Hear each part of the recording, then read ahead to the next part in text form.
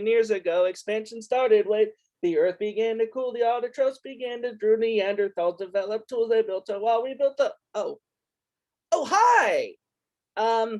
Well, now that the earth is beginning to cool, let's talk about the advent of life and how that actually set the earth on a pretty seesaw course for the next few billion years. Well, at the time that the earth had finally began to settle down, the Mars-sized impactor had hit, everything was starting to settle down. The Earth's atmosphere was very, very rich in carbon dioxide. So yeah, having a lot of carbon dioxide is not something new to our atmosphere. But you'll find out why what's happening now is very, very concerning. At this time, the early Earth was filled with carbon dioxide. At this time as well, the sun was a lot fainter than when it currently is. The more the sun ages, the brighter it gets. So the more that the sun ages, the brighter it gets. Well, at this time, we had a very faint sun and a carbon dioxide rich Earth. So it actually created temperatures that were just perfect for life. And finally, all of the ingredients came together. How? I'm not going to try to even postulate that. But the very first life came into existence, cyanobacteria. Cyanobacteria are these tiny little photosynthetic organisms. And by performing photosynthesis, they took that carbon dioxide, they gobbled it up, and they burped out or pooped out or farted out or whatever you want to think, oxygen. Well, by taking in that carbon dioxide and by absorbing sunlight, they were able to make their own food, their own sugar, their own energy, and that fueled them. And then the byproduct of that was oxygen. Well, at this time, we began to experience an event called the Great Oxidation Event. Basically, carbon dioxide plummeted, the amount of oxygen in the atmosphere skyrocketed. A lot of that oxygen initially was absorbed into iron, any kind of iron that was present in the crust or on the seafloor, to produce lots and lots of rusty sediment. We can actually look back in geologic layers and see when this happened.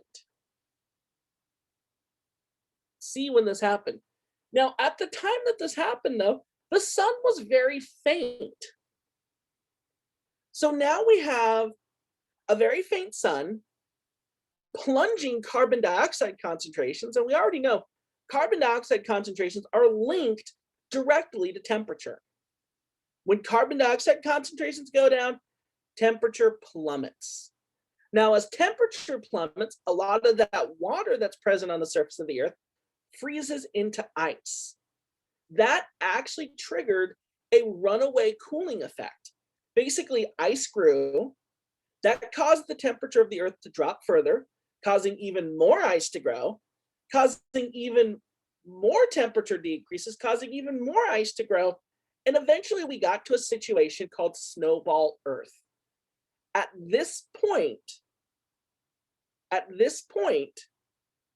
it is believed that the entire Earth, all the way down to the equator, may have been completely covered in ice. That is what's called the Snowball Earth hypothesis. So about 2.5 billion years ago, there was a lot of evidence that the entire Earth was covered in ice. And so as soon as that cyanobacteria began gobbling up that carbon dioxide, that caused a lot of cooling, which led to a lot of ice growth. We'll talk about what happens next. That ice growth actually causes additional cooling. And so we saw what was called a positive feedback loop. Cooling led to more ice, led to more cooling, led to more ice, led to more cooling. And that eventually created a runaway cooling effect. So that's what we had next. We have this Snowball Earth. Now here's the crazy thing.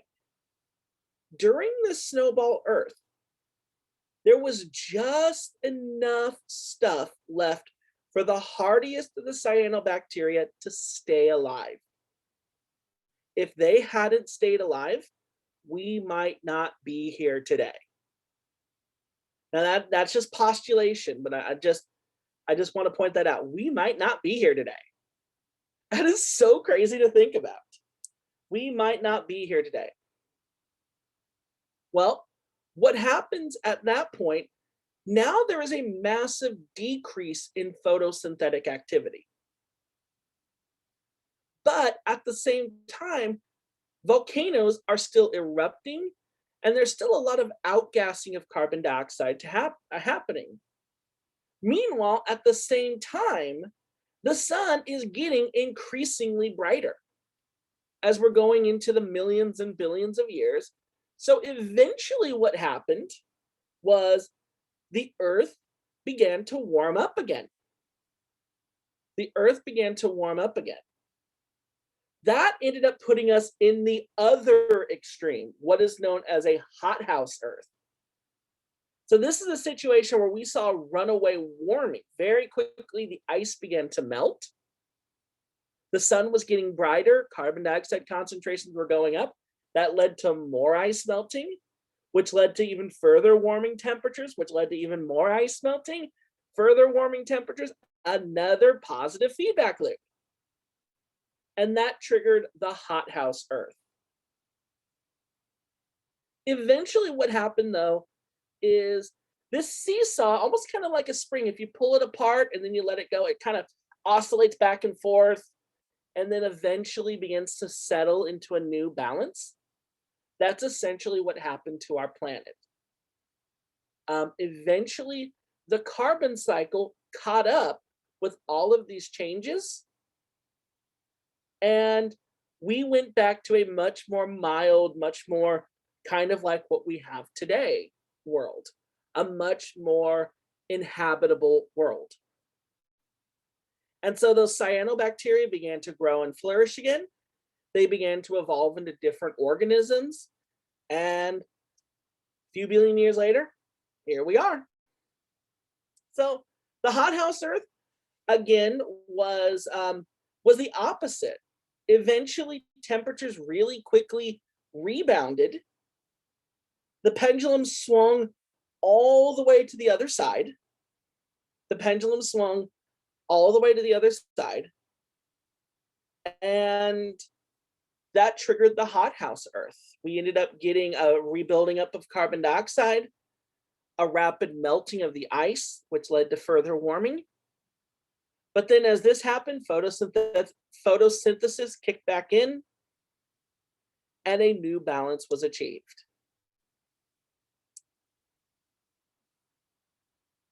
A new balance was achieved. So what happened next? And how did these little guys behind me meet their maker? That we'll talk about next.